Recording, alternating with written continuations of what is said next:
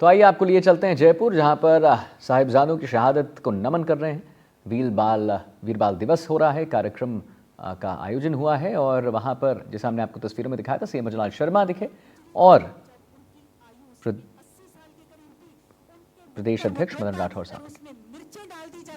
घसीट के ले जाया जाता है और वहां जाकर फिर कहा जाता है कि इनको सलाम करो। तो उन साहिबजादों ने वहां पर भी जाकर जयकारे गजाए हैं। तो कहते हैं आपको पता नहीं है सुबह की कचहरी है या क्या करना होता है। कहते हैं हम एक अकाल पुरख को मानते हैं, हम गुरु दशमेश पिता के बच्चे हैं, हम किसी के सामने झुक नहीं सकते, रुक नहीं सकते और हम किसी के सामने कैसे झुक सकते हैं। हमारा समर्पण अपने देश के प्रति, हमारे धर्म के प्रति, हमारे प्रति, हमारे पिता के प्रति, हमारे उस अकाल पुरख के प्रति।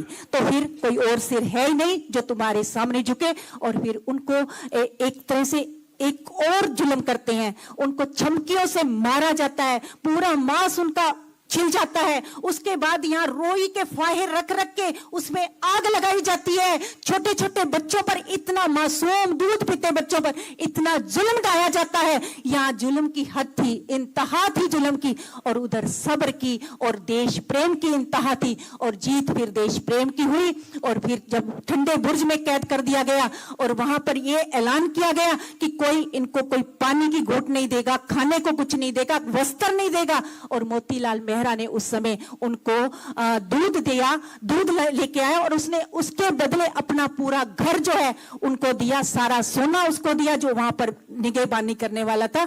और इस तरह से 2 दिन उनको दूध पिलाया गया, उसके सिवाय कुछ नहीं। 3 दिन वहां पर ठंडे बुर्ज में और फिर तीसरे दिन फिर वहीं पेशी हुई। और पेशी में भी फिर सबसे पहले लालच दिए गए, फिर भरमाया गया, फिर उनको कहा गया कि आप अगर इस्लाम कबूल नहीं करोगे तो तुम्हारी क्या हश्र होगा। लेकिन हर तरह से उन्होंने कहा कि हमें कोई परवाह नहीं है। उस दिन फिर ऐलान कर दिया गया, नाम नहीं कह रही मैं, सब जब सरहद में ले जाया गया और सुबह की कचहरी में फिर काजी से ये फतवा जारी कर दिया गया कि इनको जिंदा नीहों में चिनवा दिया जाए।